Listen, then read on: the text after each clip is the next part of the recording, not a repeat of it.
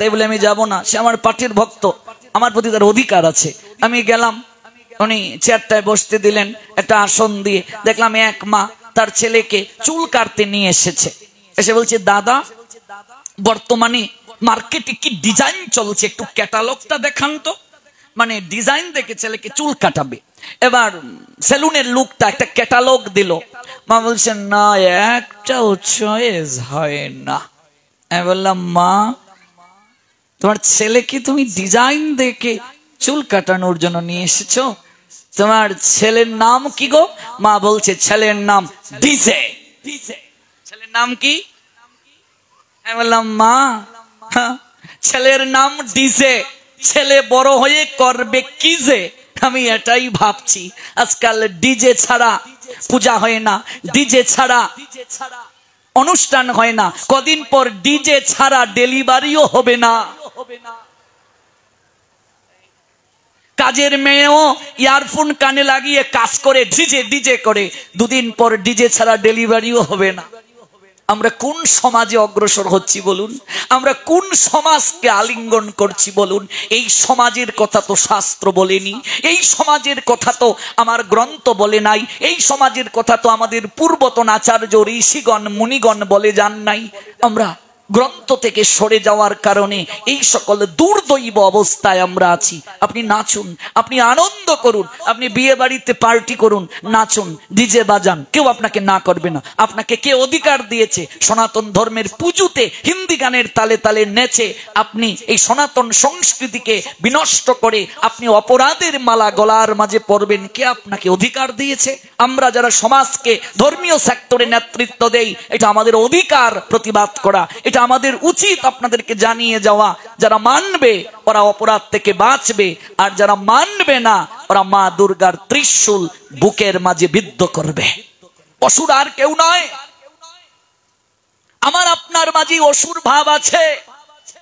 মা দুর্গা মহিষাসুরের বুকে শুধু শুল বিদ্ধ করেননি, অসুর মানে একটা প্রতীক।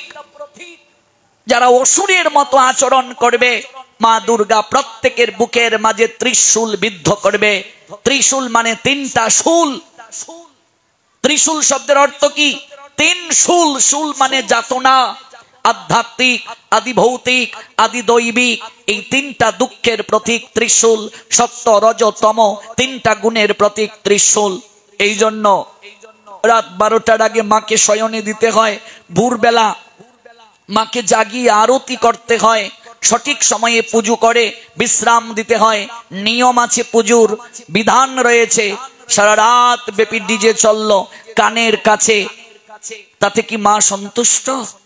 আমার তো মনে হয় কোন মূর্তিতে মা দুর্গা নাই।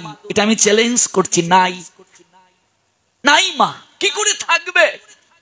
পুতুল পূজা করে না হিন্দু, কাঠ মাটি দিয়ে গড়া মৃন্ময়ী মাঝে চিন্ময়ী হেরে হয়ে যায় আত্মহারা। বিবেকানন্দ বললেন, মাটির প্রতিমায় চিন্ময়ী মা যেদিন দর্শন করতে পারবো, ওই মৃন্ময়ীর মাঝে চিন্ময়ীর যেদিন জাগরণ হবে, সেদিন বুঝবে তোমার পূজা সার্থক বলে গণ্য। আমরা কি কখনো ওই মৃন্ময়ীতে চিন্ময়ী দর্শন করতে পারি? আজকাল পূজার মণ্ডপে প্রণামটাও ডিজিটাল প্রণাম।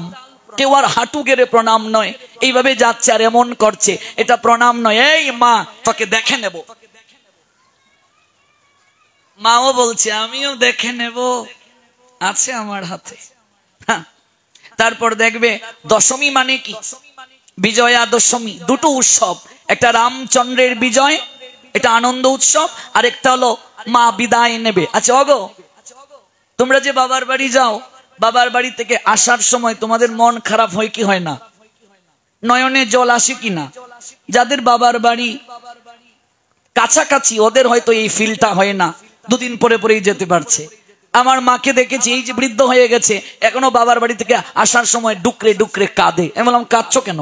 বলছে, তুই এটা বুঝবে না, শিকড় এখানে, জন্ম মাটি এখানে, এই জায়গার মাঠ ঘাট কলমি লতা নৌকা হাওর বাওর সকল কিছুর সঙ্গে নারীর একটা সম্পর্ক আছে, মাটির সঙ্গে নারীর একটা টান আছে। আচ্ছা, বাবার বাড়ি থেকে মেয়ে যখন যায়, এটা আনন্দের না দুঃখের? মাকে বিদায় সন্তান দেয়, এটা আনন্দের না দুঃখের? তাহলে রং মেকে এই যে বলো দুর্গা মাই কি নাচতেছে, ওরা সন্তান না কুলাঙ্গার সন্তান? বিদায় সুখের কি করে হয়ে গো? প্রকৃত সন্তান যে মাকে বিদায় দেবে তার তো নয়নের জলে বক্ষ ভেসে যাবে, সে তো মদ খেয়ে মাতলামি করে রং মেকে নাচতে পারবে না কখনো। ভাবুন তো, অনুভব করুন তো, কে বুঝাবে এগুলো? একটাই কারণ, ওই ভাগবত অভাব সমাজে, ভাগবতের তত্ত্ব সমাজে অভাব। পুজোতে যদি প্রত্যেক বছর 5 দিনে অন্তত 2 ঘন্টা করে মা দুর্গার উপর আলোচনা হতো, মানুষের একটু হলেও বোধোদয় হতো, মানুষ একটা পাপ করতে গেলেও ভেতরে ধাক্কা লাগতো, একটু অনুভব করত যে না এটা উচিত নয় করা, এভাবে মায়ের পূজা করা উচিত নয়, কিভাবে পূজা করা উচিত একটু উপলব্ধি করত। আজকাল এগুলোর বড় অভাব সমাজে। দুটো উৎসব, রামচন্দ্রের বিজয় উৎসব, এই জন্য আমরা আনন্দে আমরা বিজয় উৎসব পালন করছি, কিন্তু মায়ের বিদায় ক্ষেত্রে আনন্দ নয়, মায়ের বিদায় ক্ষেত্রে দুঃখ। মা চলে যাচ্ছেন, সন্তানের জন্য এটা বেদনাদায়ক। এই মা বিসর্জন দেয়া হচ্ছে, মনে রাখবে মন্ত্রের মাধ্যমে পুরোহিত ঠাকুর তিনি আগেই মাকে বিদায় দিয়েছেন। আমরা এখন এই কাঠামোটা জলের মাঝে বিসর্জন দিচ্ছি। বিসর্জন শব্দের অর্থ বিশেষ ভাবে অর্জন। বিসর্জন শব্দের অর্থ কি? বিশেষ ভাবে অর্জন। এই 5 দিন পূজা করে কি অর্জন করলে, এই প্রশ্ন করতে হবে বিবেককে। ষষ্ঠীতে ভূদন, এটা একটা তত্ত্ব আছে। সনাতনীরা যা কিছু করে তত্ত্ব মাধ্যমে, আমি 1 মাস যদি পাঠ করতে পারতাম এই জায়গায় ধারাবাহিক ভাবে, এক একদিন এক একটা সাফটার নিয়ে, তাহলে বুঝতে পারতেন সনাতন মানে কত উচ্চাঙ্গের দর্শন। ষষ্ঠীতে বুধন, বুধন মানে জাগরণ, আগমন। এখানে বুধন মানে জন্মের প্রতীক। পৃথিবীতে জন্ম যেমন আছে, মৃত্যু আছে। পৃথিবীতে আগমন যেমন আছে, বিদায় আছে কি নেই?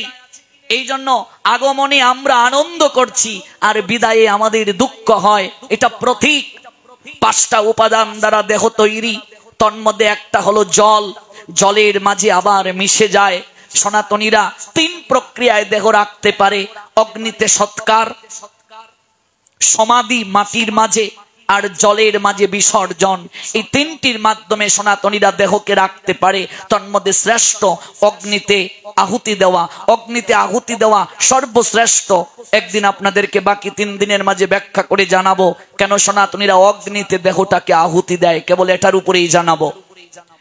এই যে আমি মাকে, অর্থাৎ এই কাঠামোটাকে, এখানে আর মা নেই, এটা একটা কাঠামো, এটাতে আমি জলের মাঝে বিসর্জন দিয়ে ওই মা, আমার গর্ভধারিণী মায়ের মাঝে এসে স্থাপন করলাম, বিশেষভাবে অর্জন করলাম এই অনুভূতিটা যে আমার এই মা আর ওই মায়ের মাঝে কোনো পার্থক্য নাই।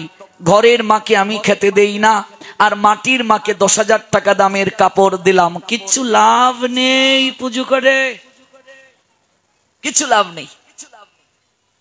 লক্ষ লক্ষ টাকা করে দুর্গা পূজা করছি, যদি নিজের গর্ভধারিণী মায়ের প্রতি শ্রদ্ধা থাকে না, সম্মান থাকে না, এটি দুঃখজনক। এই জন্য ভগবান বললেন, শোনো, মাৎসর্য বশত হয়ে অর্জুন, এই যে উপদেশ আমি দিচ্ছি জগৎকে, যারা এই উপদেশ পালন করে না, তাদের সমস্ত জ্ঞান থেকে ওরা বঞ্চিত বলে মনে করবে, ওরা বিমূঢ়, ওরা মূর্খ, ওরা পরমার্থ লাভের সকল প্রচেষ্টা থেকে ভ্রষ্ট।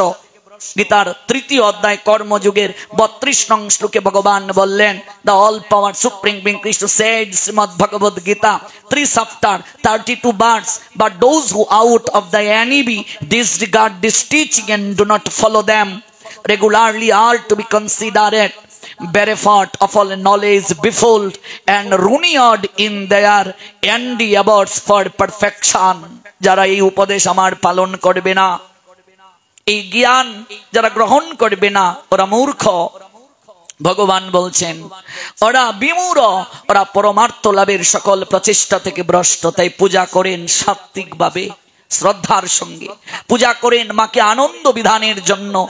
পুজো করে যেন কখনো অপরাধ জীবনে লাভ না হয়, পাপ যেন ভারী না হয়, পাপের পাল্লাটা যেন আমরা ভারী না করি।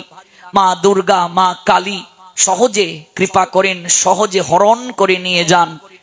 অত্যন্ত সতর্ক থাকবেন। এই উগ্র রূপ নিম্ন গতি প্রাপ্ত করে, আবার এই উগ্র রূপকে যে শান্ত করতে পারে তার ঊর্ধ্ব গতি প্রাপ্ত হয়। তাই রামপ্রসাদ বলেছিলেন, ভয়ঙ্করী রূপ ধরে তুই দারাস নেমা এলু কেশি, তুই যে আমার শ্যামা মাগো মাতৃরূপে ভালোবাসি। ভয় লাগে তোর এই রূপ দেখে, সদা যেন থাকিস রণে, মুন্ডু মালা ফেলে হাতে নিয়ে আয়না শ্যামের বাসি।